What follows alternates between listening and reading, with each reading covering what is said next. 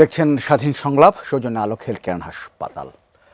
আজকে বাংলাদেশের ইতিহাসের প্রথম নারী প্রধানমন্ত্রী বিএনপি চেয়ারপারসন বেগম খালেদা জিয়া মৃত্যুবরণ করেছেন।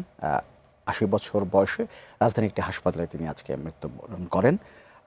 দীর্ঘ ৪ দশকের বেশি সময় ধরে বাংলাদেশের রাজনীতিতে অন্যতম চরিত্র বেগম খালেদা জিয়া বাংলাদেশের মানুষের কাছে আপসহীন নেত্রী হিসেবেই বেশি পরিচিত এবং তাকে সেভাবেই বাংলাদেশের মানুষ বেশি ভালোবাসে। তো তার স্মৃতির প্রতি শ্রদ্ধা জানিয়ে আজকের অনুষ্ঠান আমরা শুরু করছি। আমাদের অনুষ্ঠানে বিষয় আজকে আপসহীন নেত্রীর বিদায়, শোকাচ্ছন্ন বাংলাদেশ। এই বিষয়টি নিয়ে কথা বলার জন্য দুজন আলোচক আছেন, একটু পরিচিত হয়নি। আমার সঙ্গে আছেন বিএনপির আন্তর্জাতিক সম্পাদক ব্যারিস্টার নাসিরউদ্দিন আহমেদ অসীম এবং আছেন দৈনিক নয়া দিগন্তের নির্বাহী সম্পাদক মাসুমুর রহমান খলিলি। দুজনকে স্বাগত আমাদের অনুষ্ঠানে। বেগম খালেদা জিয়া বলছিলাম যে আপসহীন নেত্রী, এই নামেই তিনি বেশি পরিচিত, বাংলাদেশের মানুষ সেভাবে তাকে বেশি ভালোবাসেন। কিন্তু নতুন প্রজন্মে অনেকে হয়তো জানেন না যে তারা এই আপসহীন ক্যারেক্টারটি কেন হলো, কেন তার আপসহীন চরিত্র আমরা আপসহীন নেত্রী হিসেবে ডাকি। আমার মনে হয় আমাদের বিশেষ প্রতিনিধি নাজিয়া আফরিন একটা রিপোর্ট করেছেন এটি নিয়ে, আমরা একটু দেখে তারপরে আলোচনায় আসি। ১৯৮১ সাল, তখনকার রাষ্ট্রপতি জিয়াউর রহমানকে হত্যা করা হয়। রাজনীতির অঙ্গন থেকে দূরে থাকা সাধারণ গৃহবধূ খালেদা জিয়া হাল ধরেন বিএনপির। ওই সময় স্বৈরশাসক এরশাদের বিরুদ্ধে গণতন্ত্র পুনরুদ্ধারের আন্দোলনে একসাথে রাজপথে নামে বিএনপি, আওয়ামী লীগ, জামাত। ১৯৮৬ সালে জাতীয় নির্বাচনের আয়োজন করেন এইচ.এম. এরশাদ। আওয়ামী লীগ, বিএনপি ও জামাত সিদ্ধান্ত নিল তারা নির্বাচন বর্জন করবেন। কিন্তু শেষ পর্যন্ত আওয়ামী লীগ ও জামাত এরশাদের অধীনে ৮৬ নির্বাচনে অংশ নেয়। এতে চরম সমালোচিত হন শেখ হাসিনা আর জনমানুষের কাছাকাছি চলে আসেন রাজনৈতিক অনভিজ্ঞ এক গৃহবধূ। তখন থেকেই তিনি পান আপসহীন নেত্রীর অভিধা। সেই সময় জনমানুষের পালস বুঝতে পারার ফল খালেদা জিয়া পেলেন স্বৈরাচার পতনের পর ৯১ নির্বাচনে। রাজনীতির জটিল সমীকরণে আওয়ামী লীগের জনপ্রিয়তায় চির ধরিয়ে আত্মবিশ্বাসী খালেদা জিয়ার দল বিএনপি বিপুল ভোটে জয়লাভ করে। প্রথমবারের মতো প্রধানমন্ত্রী হন আপসহীন নেত্রী খালেদা জিয়া। আপসহীনতার এমন উদাহরণ রাজনৈতিক জীবনে বারবার তৈরি করেছেন ৩ বারের প্রধানমন্ত্রী খালেদা জিয়া।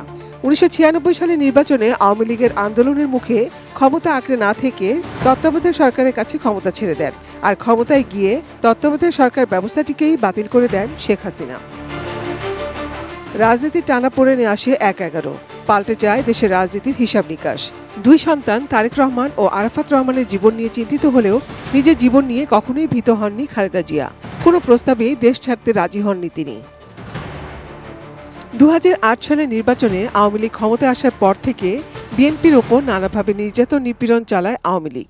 এক কাপড়ে বাড়ি ছাড়া হন খালেদা জিয়া। অথচ তারা মিথ্যা কথা বলছে যে আমি নিজের বাড়ি ছেড়ে বেরিয়ে এসেছি। এটা সম্পূর্ণ মিথ্যা কথা, বানোয়াট। নানা প্রলোভনকে উপেক্ষা করে ২০১৪ নির্বাচন বর্জন করে তত্ত্বাবধায়ক সরকার ইস্যুতে অনড় থাকেন খালেদা জিয়া। অবরোধ কর্মসূচি অব্যাহত থাকবে, কর্মসূচি আমাদের চলছে। আপসহীনতার ফলও ভোগ করেন তিনি। জিয়া অরফানেজ ট্রাস্ট মামলায় সাজা দিয়ে তাকে পাঠানো হয় ঢাকার পরিত্যক্ত পুরনো কেন্দ্রীয় কারাগারে। ২৪-এর গণঅভ্যুত্থানের পর খালেদা জিয়া মুক্ত হন সব ধরনের অপবাদ ও দুর্নামের হাত থেকে। গণঅভ্যুত্থান পরবর্তী অস্থিতিশীল অবস্থা নিয়ন্ত্রণে আনতে আবারও রাজনীতির মাঠে নামেন খালেদা জিয়া। বিগত ৪ দশকের রাজনৈতিক জীবনে বেগম খালেদা জিয়ার দল বিএনপিকে অনেকবার ভাঙার চেষ্টা করা হয়েছে, কিন্তু দৃঢ়তার সাথে সবকিছু সামলে নিয়েছেন আপসহীন নেত্রী খালেদা জিয়া। কঠোর কোমল ব্যক্তিত্ব সম্পন্ন এই মানুষটি নিজ মহিমায় দেশের রাজনীতির ইতিহাসে স্থাপন করেছেন এক অনন্য দৃষ্টান্ত। Nazia Afrin, ATN news, Dhaka. আমরা রিপোর্টটি দেখলাম। আমি একটু ব্যারিস্টার নাসিরউদ্দিন আহমেদ অসীম আপনার কাছে আসবো যে আপনি একজন রাজনৈতিক কর্মী, বিএনপির নেতা। আমি একটু আপনার কাছে জানতে চাইব, বেগম খালেদা জিয়া তো বলছে অনেকগুলো পরিচয় আছে, তিনি এই মুহূর্তে বাংলাদেশের সবচেয়ে বড় রাজনৈতিক দলের তিনি কর্ণধার ছিলেন। তিনি ৩ বারের প্রধানমন্ত্রী, বাংলাদেশের প্রথম নারী প্রধানমন্ত্রী এবং যে কোনো গণতান্ত্রিক আন্দোলনে তিনি একজন অনুপ্রেরণা বাংলাদেশের। এই পরিচয়গুলোর সঙ্গে তার আপসহীন নেত্রী আরেকটি পরিচয়। আপনার কাছে কোন পরিচয়টা সবচেয়ে বেশি গুরুত্বপূর্ণ মনে হয় খালেদা জিয়ার? ধন্যবাদ আপনাকে, আমার সহ আলোচক মাসুম ভাই এবং দর্শক শ্রোতা যারা দেখছেন, তাদের কাছে দেশনেত্রী বেগম খালেদা জিয়ার বিধি আত্মার মাগফিরাত কামনা করছি। আপনারা সবাই ওনার জন্য দোয়া করবেন। আমি আমার ছাত্র জীবন থেকে ছাত্র দলের রাজনীতির সঙ্গে সম্পৃক্ত ছিলাম। ঢাকা বিশ্ববিদ্যালয়ে যখন ভর্তি হয়েছিলাম 85-86 শিক্ষাবর্ষে, তখন থেকে ম্যাডামকে দেখেছি। তার আগে আমরা যখন কলেজে ছিলাম, আমি ঢাকার বাইরে ছিলাম, সে সময় স্বৈরাচার বিরোধী সামরিক শাসন যখন জারি করেছিলেন এরশাদ সাহেব, তার আগে একটু বলি, যেটা তিনি প্রথম নারী প্রধানমন্ত্রী বাংলাদেশের এবং দ্বিতীয় নির্বাচিত সরকার প্রধান মুসলিম বিশ্বে। 1980 দশকে স্বৈর শাসকের সামরিক শাসনের কঠিন সময়ে তিনি গণতান্ত্রিক আন্দোলনে সামিল হন এবং আন্দোলনে আলোকবর্তিকা বা আশার আলো হয়ে আবির্ভূত হয়েছিলেন। যে সময়টাতে একজন গৃহবধূ বিধবা রাজনীতিতে এসেছিলেন অপরিপক্ক, কখনো তিনি আসতে চাননি রাজনীতিতে। উনি 1982 সালের জানুয়ারিতে প্রথম বাংলাদেশ জাতীয়তাবাদী দলের প্রাথমিক সদস্যপদ লাভ করেন। সে বছর নভেম্বর মাসে তিনি শহীদ রাষ্ট্রপতি জিয়াউর রহমানের সমাধিস্থলে প্রথম রাজনৈতিক বক্তব্য দেন, সেটা সামরিক শাসনের সময়। এক বছরের মধ্যে তিনি বাংলাদেশ জাতীয়তাবাদী দলের vice chairman, senior vice chairman এবং পরবর্তীতে ভারপ্রাপ্ত চেয়ারম্যান। এবং 1984 সালের 10ই মেতে তিনি এ দলের দায়িত্ব গ্রহণ করেন চেয়ারপারসন হিসেবে। ওনার প্রচণ্ড সাহস ছিল। ওনার পিচঢালা রাস্তায়, উত্তপ্ত রাস্তায় তিনি প্রেস ক্লাবের সামনে টিয়ার সেলের মাঝে তিনি যে বসে থাকতেন, তিনি সেখান থেকে নড়তেন না। গুলিগালাজ হয়েছে, ককটেল বিস্ফোরণ হয়েছে, কিন্তু তিনি কোনো নেতাকর্মীকে ছেড়ে কোনোদিন এক বিন্দু সরেননি। আপনি যে কথাটা বলছেন যে আপোষহীন কেন হয়েছে, যে 1986 সালে আপনি নির্বাচনে, আপনাদের হেডলাইনে দেখছিলাম যখন জামাত এবং আওয়ামী লীগ নির্বাচন করবেন না, এরশাদের অধীনে নির্বাচনে যাবেন না, তারা নির্বাচনে গিয়েছেন, কিন্তু বেগম খালেদা জিয়া যাননি। কারণ ওনার শর্ত ছিল যে গণতান্ত্রিক উত্তরণের পথে কোনো শর্ত দেয়া যাবে না। আর স্বৈরশাসক এরশাদ সাহেব শর্ত দিয়েছিলেন, শর্ত সাপেক্ষ সেই নির্বাচনটা, তিনি সে নির্বাচনে যাননি। তিনি বাংলাদেশের জনগণের পক্ষে ছিলেন। ওনার সাহসের কথাটা বলছে, 1986 সালে লালদিঘির ময়দানে আওয়ামী লীগ নেত্রীর সমাবেশে গুলিবর্ষণ করা হয়েছিল। ওনাদের প্রায় 10-12 জন নেতাকর্মী নিহত হয়েছিলেন। তার পরের দিন আওয়ামী লীগ নেত্রীর নেতৃত্বে 14 দলীয় জোট তখন ছিল কিনা আমি জানি না, তবে আওয়ামী লীগ নেত্রী ভয়ে কিন্তু আর বের হননি বাসা থেকে। একটা অনিশ্চয়তার মধ্যে পড়ে গিয়েছিল ওনাদের সেই জোট। সেই জোটের মিছিলের নেতৃত্ব দিয়েছিলেন বেগম খালেদা জিয়া। এই নতুন প্রজন্ম জানেন কি না, এই যে রাশেদ খান মেনন বলেন, হাসানুল হক ইনু সাহেব বলেন, আপনার রাজ্জাক সাহেব বাকশালে ছিলেন, সুরঞ্জিত সেনগুপ্ত ছিলেন, মতিয়া চৌধুরী, সাজেদা চৌধুরীরা ছিলেন। তাদের সেই মিছিলের কাফেলায় নেতৃত্ব দিয়েছিলেন বেগম খালেদা জিয়া। কিন্তু ওনারা ফেসিস্টের 15 বছরে বেগম খালেদা জিয়ার বিরুদ্ধে হেন কোনো অপবাদ নাই যেটা দেয়নি, মানে অকৃতজ্ঞ যারা। আর পাশাপাশি বেগম খালেদা জিয়ার চরিত্রটা ভিন্ন, যার মধ্যে ন্যূনতম জিঘাংসাবোধ কখনো ছিল না। পরিমিত কথা, পরিশীলিত মার্জিত ভাষা ব্যবহার করতেন বিরোধী রাজনৈতিক দলের নেতাকর্মীদের সম্পর্কে। 1988 সালে নির্বাচন হয়েছিল, সেখানেও তিনি যাননি। বাংলাদেশের জনগণ কিন্তু জানতেন যে ছাত্র দলের কিন্তু অনেক বড় ভূমিকা ছিল।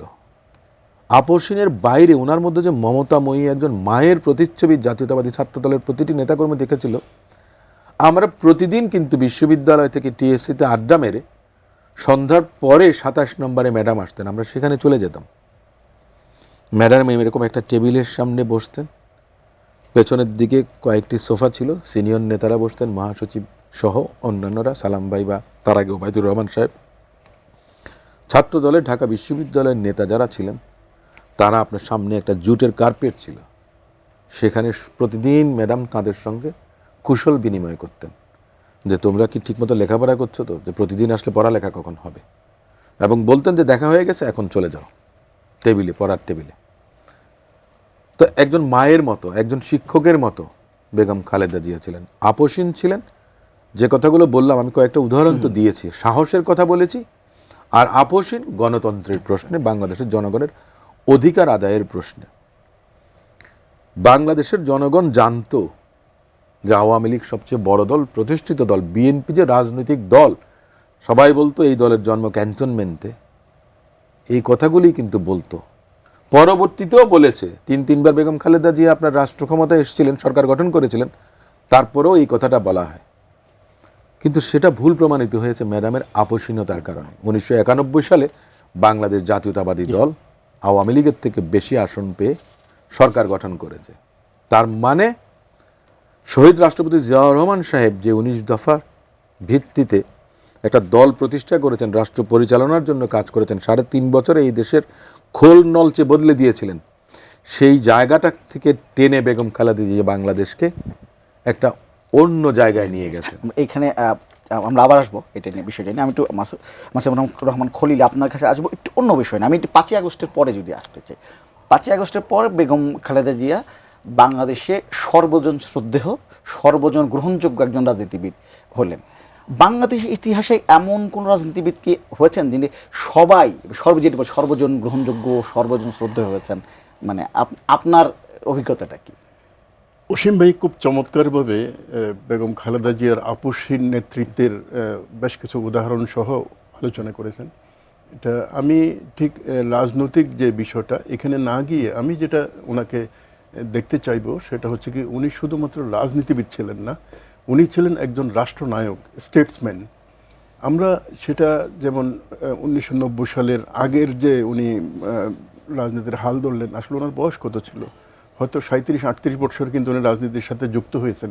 আমরা জানি জিয়াউর রহমান সাহেব যখন প্রেসিডেন্ট ছিলেন তখন কখনো কিন্তু বেগম খালেদা জিয়াকে ঠিক রাজনীতির মঞ্চে উনি নিয়ে আসেন নাই, এমনকি বড় বড় ঘটনাগুলোর সাথেও কিন্তু উনি সম্পৃক্ত করেন নাই। অসীম ভাই বলেছেন যে উনি বিএনপির সদস্যপদ গ্রহণ করেছেন, কিন্তু ওনার মৃত্যুর পরে, উনি শহীদ হওয়ার পরে। ঠিক এই অবস্থায় 7 বছর বা 8 বছর উনি রাজপথের নেতৃত্ব দিয়ে 1990 সালের নির্বাচনে উনি প্রধানমন্ত্রী নির্বাচিত হলেন।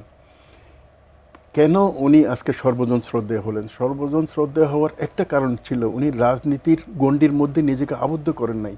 উনি রাষ্ট্রের কথা চিন্তা করছেন এবং বাংলাদেশ রাষ্ট্র কীভাবে অগ্রসর হবে এবং বাংলাদেশ রাষ্ট্র কীভাবে নিরাপত্তা রক্ষিত হবে, এইসব বিষয় উনি চিন্তা করেছেন। যার কারণে উনি 1990 সাল থেকে 1996 সালের যে প্রথম মেয়াদটা, ওনার এই মেয়াদে যে কোনো মূল্যায়নে বলা হয় যে একটা বাংলাদেশের ইতিহাসে, গণতান্ত্রিক ইতিহাসে এটা অনন্য একটা মেয়াদ ছিল।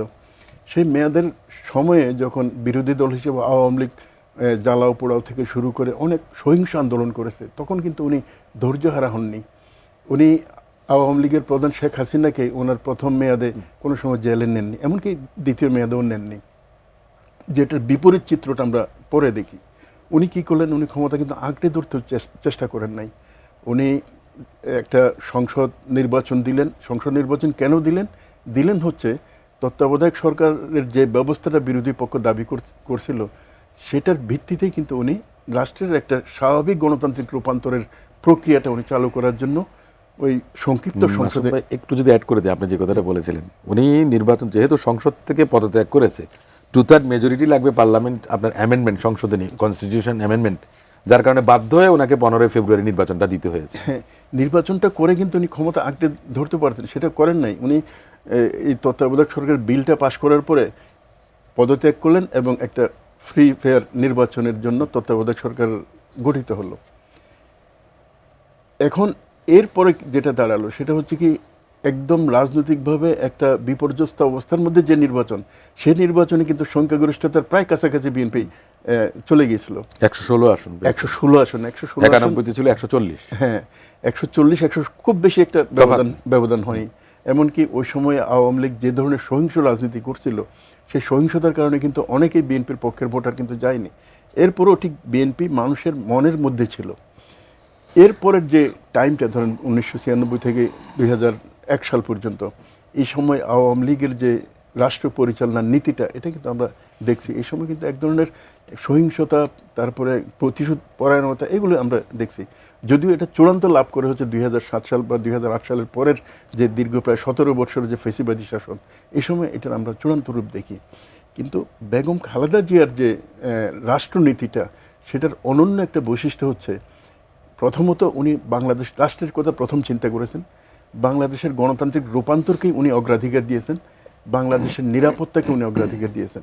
উনি এমন একটা রাজনৈতিক মডেল তৈরি করেছেন এই 2 মেয়াদের মধ্যে, যে রাজনৈতিক মডেল কিন্তু ক্ষমতাকে আটকে রাখার জন্য না, উনি বাংলাদেশের রাজনীতিকে গণতান্ত্রিক ব্যবস্থাতেই কিন্তু চিন্তা করেছেন, এবং বাংলাদেশের নিরাপত্তা ব্যবস্থাটাকে উনি এমনভাবে করেছেন, পররাষ্ট্র কৌশল, পররাষ্ট্রনীতি এমন প্রণয়ন করেছেন, যার কারণে আজকে দেখেন ওনার ইন্তেকালের পরে আপনার ভারতের প্রধানমন্ত্রী শোক প্রকাশ করেছেন, পাকিস্তানের প্রধানমন্ত্রী, প্রেসিডেন্ট, তারপরে ভুটানের প্রধানমন্ত্রী, এবং পৃথিবীর প্রায় সব দেশের রাষ্ট্রের পক্ষ থেকে কিন্তু শোক প্রকাশ করা হয়েছে।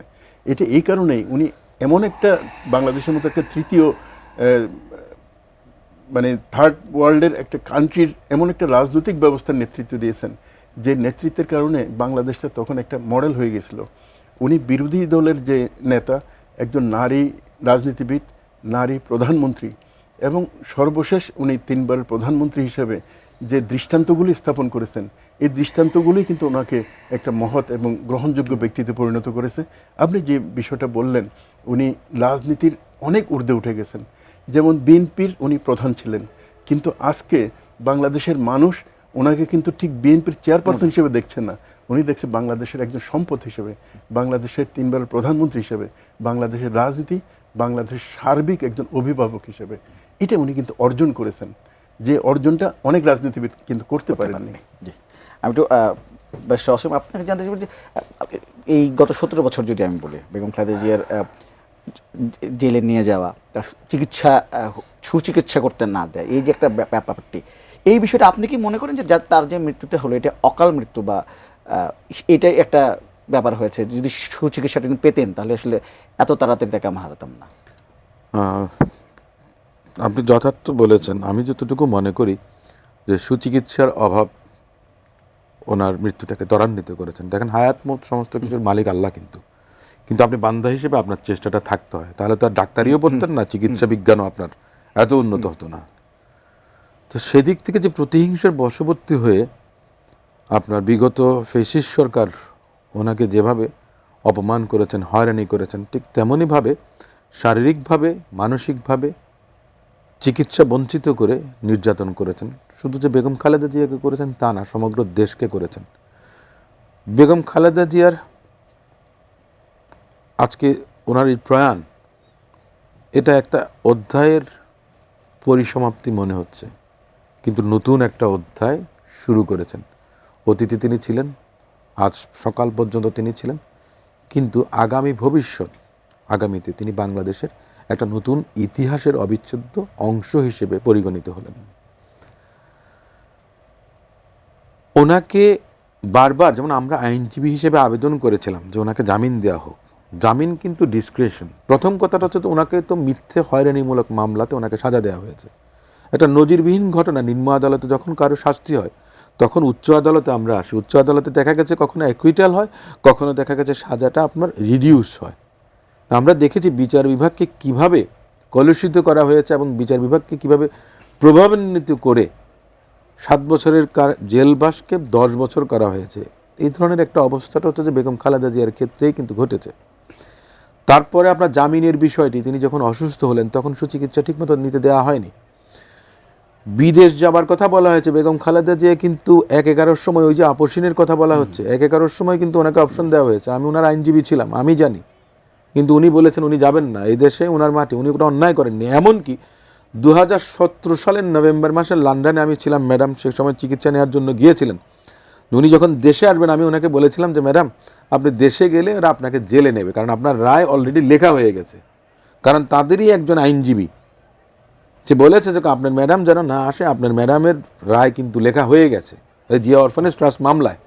আমি ম্যাডামকে বলার পর ম্যাডাম বলে যে আমি কোনো কিছু করি নাই, অন্যায় করি নাই কোনো দিন, আমি বিচারের মুখোমুখি হব, আমার মানে আমি আদালত থেকেই আমি এই করব। কিন্তু আদালত যে এভাবে ওনার সঙ্গে প্রতারণা করবেন এটা উনি ধারণা করেননি। কিন্তু প্রতারণা করলেও তিনি পালিয়ে থাকবেন বিদেশে, এটা ওনার নীতির সঙ্গে কখনো যায়নি, যার কারণে উনি ফেরত এসছেন। এবং 18 সালের প্রথমেই কিন্তু তিনি গ্রেফতার হন, ওনার সাজা হয়।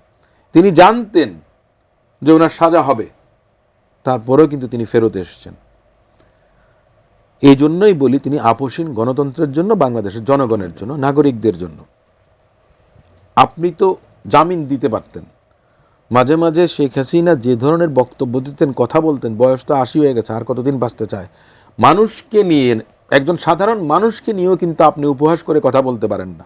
আর বেগম খালেদা জিয়া তো আপনার আরেকটা রাজনৈতিক দলের প্রধান, যিনি আপনার আগে প্রধানমন্ত্রী হয়েছে, বৃহত্তম একটা রাজনৈতিক দলের প্রধান, সাবেক একজন প্রধানমন্ত্রী, তার সম্পর্কে এ ধরনের বক্তব্য দেয়া কতটুকু হীনমন্যতায় ভুগতেন, জিঘাংসা বৃত্তিটা কত বেশি ছিল এটা বোঝা যায়।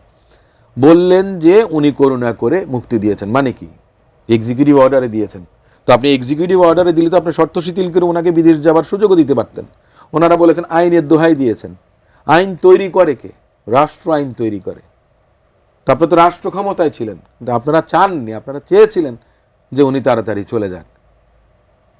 কিন্তু সবচেয়ে বড় কথা যে আজকে বেগম খালেদা জিয়ার অকাল প্রয়াণে সমগ্র জাতি মুসলমান, নেশনস মাউন today, but her contribution will be remembered forever. প্রজন্ম থেকে প্রজন্মান্তরে বেগম খালেদা জিয়ার কথা সবাই বলবে। জনাব খলিল, আপনাকে সেটা জানতে চাই, আজকে যেখানে যেখানে আমরা লাইভ হচ্ছিল, টেলিভিশন দেখেছে, যাদের সাথে কথা বলছিলেন, সবাই কিন্তু বলছেন যে বাংলাদেশের রাজনীতির একটা বড় শূন্যতা তৈরি হলো বেগম খালেদা জিয়ার বিদায়। আমি এখানে অভিভাবকত্ব, অনেকে বলছেন অভিভাবকহীন হয়ে পড়ল বাংলাদেশের রাজনীতি। এখানে একটু জানতে চাই যে বাংলাদেশের রাজনীতি, বেগম খালেদা জিয়া বিহীন বাংলাদেশের রাজনীতি আসলে আপনি কোন দিকে দেখতে পাচ্ছেন এখন, কি প্রভাব পড়তে পারে? আমি যেটা মনে করি, খালেদা জিয়ার রাজনীতির ব্যাপারে আমি আগে যেটা বললাম, উনি রাজনীতির ঊর্ধ্বে একজন রাষ্ট্রনীতিবিদ ছিলেন, যার কারণে উনি সবসময় বাংলাদেশ রাষ্ট্রটাকে চিন্তা করতেন, বাংলাদেশের অর্থনীতি, বাংলাদেশের সমাজনীতি, বাংলাদেশের পররাষ্ট্র কৌশল, এসব বিষয় চিন্তা করে উনি কাঠামোগতভাবে ওনার স্টেপগুলো নিতেন। যার কারণে ধরেন উনি যেই বয়সে রাজনীতিতে আসেন এবং যখন প্রথম নারী প্রধানমন্ত্রী হন, সেই বয়সে উনি যে বিচক্ষণতার পরিচয় দিয়েছেন রাষ্ট্র পরিচালনার ক্ষেত্রে, সেটা কিন্তু অন্য অনেক ক্ষেত্রে আমরা দেখতে পাই না।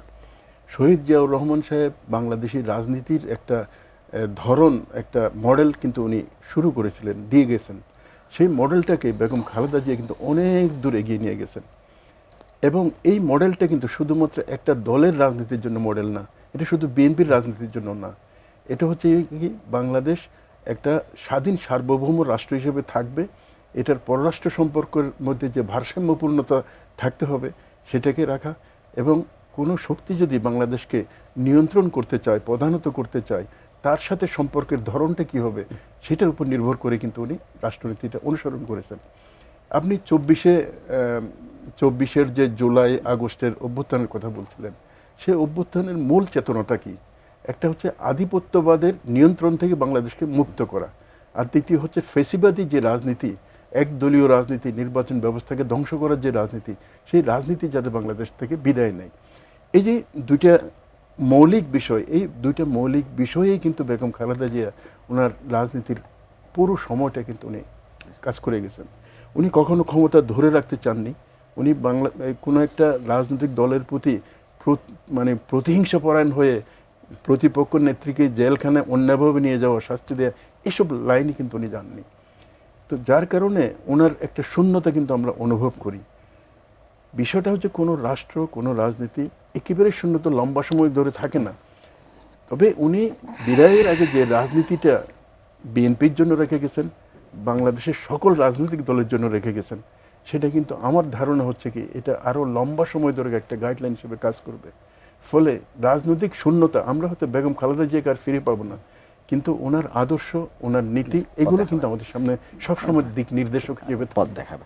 আমি একটু অসীম একটু রাজনৈতিক প্রতিহিংসা নিয়ে একটু জানতে চাই। সবাই কিন্তু ধারণা করেছিলেন যে বিশেষ করে 5ই আগস্টের পর তিনি যখন মুক্তি পেলেন, তিনি বক্তব্য দিয়েছেন একবার, তো সেই সময় কিন্তু অনেকেই মনে করেছেন যে তার উপর যে অত্যাচার হয়েছে এবং তিনি তুলে নেওয়া হয়েছে, যে সুচিকিৎসার কথা বলছিলেন, সব কিছু মিলে সবাই এক ধরনের কী ছিল, তিনি বক্তব্য দিবেন, এক ধরনের প্রতিহিংসার হয়তো তার কণ্ঠে আসবে, কিন্তু তিনি যে ধরনের বক্তব্য দিয়েছেন যে প্রতিহিংসার কোনো লেশমাত্র ছিল না এবং ওটার উচ্চারণই ছিল না। তিনি সবসময় জাতিকে ঐক্যবদ্ধ হওয়ার কথা বলেছেন। এই বিষয়টি কি, এই প্রতিহিংসার বিষয়টি বা বাংলাদেশের রাজনীতি থেকে আপনার রাজনীতিবিদ হিসেবে আপনারা কি শিক্ষা নিলেন বাংলাদেশের সামনের দিনে? সেটা হচ্ছে ইংরেজিতে একটা কোট আমার আজকে আমি জাস্ট দেখেছিলাম, যে great lives leave great legacies though they are gone but their impact will live forever. যে কথাটা বললাম যে ওনার ইন্তেকালের আগে, অব্যবহিত আগে সর্বশেষ 2-3টি বক্তব্য উনি দিয়েছিলেন, স্পিচ দিয়েছিলেন। প্রত্যেকটা জায়গায় তিনি অহিংসার কথা বলেছেন, শান্তির কথা বলেছেন, প্রতিহিংসা, জিঘাংসা প্রবৃত্তি এগুলো নিবারণ করে উনি শান্তির কথা বলেছেন। অর্থাৎ মহৎপ্রাণ বড় বড় উদাহরণ তৈরি করেন, এবং যদিও সেই মহৎপ্রাণ ব্যক্তি চলে যান, কিন্তু ওনার যে উদাহরণ, ওনার যে প্রভাবটা, সেটা কিন্তু আজীবন থেকে যায়। তার মানে বেগম খালেদা জিয়ার সে বক্তব্যগুলো থেকে আমাদের জন্য শিক্ষণীয়, আগামী প্রজন্মের জন্য শিক্ষণীয়, রাজনীতিবিদদের জন্য শিক্ষণীয়, প্রত্যেকটা নাগরিকের জন্য শিক্ষণীয়। আরেকটা বিষয় আছে, দেখেন, the world feels poorer today but history is richer because you lived. আমরা বেগম খালেদা জিয়ার শূন্যতাটা এখন উপলব্ধি করছি, উনি নেই আমাদের মাঝে, কিন্তু আমাদের ইতিহাস, ঐতিহ্য, কৃষ্টি, সংস্কৃতি, রাজনীতি এত প্রসিদ্ধ হয়েছে, এত উৎকৃষ্ট হয়েছে কেন? বেগম খালেদা জিয়ার মতো একজন মানুষ এদেশে একদিন পদচারণা করেছিলেন, যার অস্তিত্ব এখানে ছিল। এই যে এই কোডগুলি প্রত্যেকটা আমি মনে করি আমাদের ম্যাডামের চরিত্রের সঙ্গে যান। সেটা উনি রাজনীতিবিদ হন, গৃহিণী বলেন, রাষ্ট্রনায়ক বলেন, মা বলেন, যা কিছুই বলেন না কেন, সব কিছুর মধ্যে যাবে। একটু বলতে পারি যে gone from our side but you are always in our heart. আপনি আমাদের পর্দার অন্তরালে চলে গেলেন, কিন্তু আমাদের হৃদয়ের মণিকোঠায় সবসময় থেকে যাবেন। এটাই বলা যায় ওনার সেই বক্তব্যগুলোর মধ্য থেকে। খলিল হিসেবে আপনার কাছে জানতে চাইবো যে বাংলাদেশের রাজনীতিবিদরা কি এই প্রতিহিংসার রাজনীতি ছেড়ে দিতে হবে বা অহিংস রাজনীতি করতে, এই শিক্ষাটা কি আসলে নেবেন কিনা? আপনার প্রত্যাশা কোন জায়গায়? না, এই শিক্ষাটা আমার মনে হয় নিতে হবে তাদের রাজনীতির টেকসই হওয়ার কারণে। যেমন আজকে ধরেন আওয়ামী লীগ 3টা মেয়াদে বাংলাদেশের নির্বাচন ব্যবস্থাকে ধ্বংস করেছে, ফেসিবাদ কায়েম করেছে। আজকে কিন্তু আওয়ামী লীগ তো নির্বাচনে অংশ নিতে পারছে না। ফলে আপনি প্রতিহিংসা এবং ক্ষমতা ধরে রাখা, কর্তৃত্ববাদিতা যদি আপনি প্রতিষ্ঠা করতে চান, এটার পরিণতি ভালো হয় না। যেমন বেগম খালেদা জিয়ার 2006 সালের মেয়াদের শেষ দিকে আমি একবার ওনার সফর সঙ্গে হওয়ার সৌভাগ্য আমার হয়েছিল। সেটা হচ্ছে কি মক্কায় ওআইসির একটা স্পেশাল কনফারেন্সে। এখানে ওনার যে মর্যাদাটা আমরা রাষ্ট্রনায়কদের মধ্যে দেখছি, বিশেষ করে মধ্যপ্রাচ্যের মুসলিম রাষ্ট্রনায়করা ওনাকে একটা অন্যভাবে কিন্তু মূল্য দিতেন। আপনারা জানেন শহীদ জিয়াউর রহমানকেও কিন্তু মুসলিম বিশ্বে একটা অনন্য একজন রাষ্ট্রনায়ক হিসেবে দেখতেন, ওনার সহধর্মিণী হিসাবে, এবং ওনার যে নীতিটা, সেই নীতির কারণে কিন্তু ওনাকে অন্যভাবে সম্মান দিয়েছিলেন। ওই সময়টাতে মক্কায় কনফারেন্স, তো উনি তাওয়াফ করছেন, তারপরে মদিনা শরীফে গেছেন, নবীজির কবর জিয়ারত করেছেন এবং ওখানে নামাজ পড়েছেন। এই সময়টাতে খুব কাছ থেকে আমার দেখার সুযোগ হয়েছিল। আমি ওটার সাথে এখনকার পরবর্তী জীবনের ওনার যে একটা সংগ্রামী অবস্থা, মানে প্রতিকূল অবস্থার মধ্যে যে ওনার দৃঢ় আস্থা আল্লাহর প্রতি, সেটা কিন্তু আমি মিলাইতে চেষ্টা করি। যেমন ধরেন উনি যখন স্বামীহারা হয়েছেন, বিধবা হয়েছেন কোন বয়সে? 37-38 বছর বয়সে, 36 বছর। হ্যাঁ, তখন ধরুন এই যে তারেক সাহেব এবং কোকো একেবারে অল্প বয়স, খুব বেশি বয়স না। এরপরে বলতে গেলে এক ধরনের দারিদ্র্যের মধ্যেই কিন্তু গেছে, কারণ জিয়াউর রহমান সাহেব তো অসম্ভব রকম একজন সৎ ব্যক্তি ছিলেন। এর পরবর্তী পর্যায়ে আপনার এই যে 1/11-এর পরে যে বিষয়টা আমরা দেখতে পাই, ওনার 2 সন্তানকে এত নির্মমভাবে নির্যাতন করা হয়েছে। যেমন কোকো তো রাজনীতির সাথে যুক্ত ছিলেন না, ওই নির্যাতনের কারণে কিন্তু উনি পরবর্তী পর্যায়ে পঙ্গু হয়ে গেছেন বলা যায়, এবং অকালে মৃত্যুবরণ করেছেন। আর তারেক সাহেবের একজন প্রেসিডেন্ট, 2 বারের প্রধানমন্ত্রীর ছেলের সাথে যে আচরণ করা হয়েছে, উনি যখন লন্ডনে যান, পিজি হাসপাতালে আমার সাথে দেখা হয়েছিল, কথা হয়েছিল, আমি আসলে খুব কষ্ট পেয়েছিলাম, একজন প্রেসিডেন্ট একজন প্রধানমন্ত্রীর ছেলের সাথে এভাবে আচরণ করতে পারে। সে যাই হোক, ওই সময়ে উনি যে ধৈর্য ধারণ করেছেন, তারপর ক্যান্টনমেন্টের বাসা থেকে নির্মমভাবে ভাবে বের করে দেয়া এবং এজেন্সিগুলো নানান ধরনের নাটক সাজানো, এর মধ্য দিয়েও কিন্তু উনি যে ধৈর্যের পরিচয় দিয়েছেন, যে আস্থার পরিচয় দিয়েছেন, ওনার বিশ্বাসটা অন্যরকম। জি। ওনার শেষের বক্তব্যগুলোতে কিন্তু আমরা সেটাই দেখতে পাই। তাহলে একদম শেষ সময় চলে এসেছি। বেশ নেওয়ার সময় আপনার কাছে একটু জানতে চাইবো যে বেগম খালেদা জিয়ার সারা জীবনে সাধারণ মানে মানুষ যেভাবে তাকে ভালোবাসা দিয়েছে এবং তার মৃত্যুর পরেও যে ভালোবাসাটা সারা বাংলাদেশের মানুষ দেখিয়েছে, দেখাচ্ছে, আপনাদের তো একটা এই ভালোবাসার দায় মেটানোর একটা বড় দায়িত্ব বিএনপির কাঁধে এসে পড়লো। খুবই স্বাভাবিক। আমি তো একটা কথা বলেছি যে উনি যে বক্তব্যগুলো দিয়ে গেছেন এগুলো আপনার একটা ঐতিহাসিক বক্তব্য। শান্তির কথা বলেছেন তিনি, সৌহার্দ্যের কথা বলেছেন, সম্প্রীতির কথা বলেছেন। বাংলাদেশ জাতীয়তাবাদী দল যদি জনগণের সেবার সুযোগ পান আগামী নির্বাচনে, আমি মনে করি দেশনেত্রী বেগম খালেদা জিয়ার যে অসমাপ্ত কাজ এবং ওনার যে কথা তার সঙ্গে মিল রেখে রাষ্ট্র পরিচালনা করবেন। এমনকি সরকার গঠন করতে পারুক বা না পারুক, বাট বাংলাদেশ জাতীয়তাবাদী দলের ভূমিকা আছে বাংলাদেশের গণতন্ত্র প্রতিষ্ঠা করার জন্য, বাংলাদেশের জনগণ আইনের শাসন সুশাসন নিশ্চিত করার জন্যে কাজ করে যাবার, এবং প্রতিহিংসা প্রবৃত্তি যেটা সেটা পরিহার করে রাজনৈতিক সংস্কৃতি একটা সময় তো ঐতিহ্য ছিল। বিরোধী রাজনৈতিক নেতা কর্মী বা পাড়া প্রতিবেশীর প্রতি যে একটা সহানুভূতি সৌহার্দ্যবোধ ছিল, সেই সংস্কৃতিটা চালু করবে বাংলাদেশ জাতীয়তাবাদী দল, এটা আমি মনে করি। আর আমার নেত্রীর সঙ্গে অনেক স্মৃতি আছে, সেগুলো অন্য কোনো সময় যদি সুযোগ পেতাম তাহলে হয়তো বা বলতে পারতাম। ওনাকে গভীর শ্রদ্ধার সঙ্গে স্মরণ করছি। মহান আল্লাহ ওনাকে জান্নাতবাসী করুক, সে কামনা। খলিল সাহেব, আমি এই প্রশ্নটাই করবো একটু অন্যভাবে যে বেগম খালেদা জিয়াকে সাধারণ মানুষ যেভাবে, বাংলাদেশের মানুষ যে ভালোবাসা দিচ্ছে, দেখিয়েছে, রাজনীতিবিদ, একজন রাজনীতিবিদ হিসেবে তাকে তোকে ভালোবাসলো। রাজনীতিবিদদের মনে হয় একটা, বা রাজনীতির একটা দায় চলে এসছে মনে হয় সাধারণ মানুষের ভালোবাসা দায় মেটানোর। এখানে বেগম খালেদা জিয়া যখন বিএনপির নেতৃত্ব গ্রহণ করেন তখন কিন্তু জিয়াউর রহমানের যে কন্ট্রিবিউশন, যে রাজনীতিটা, এটা ওনার উপর দায় ছিল।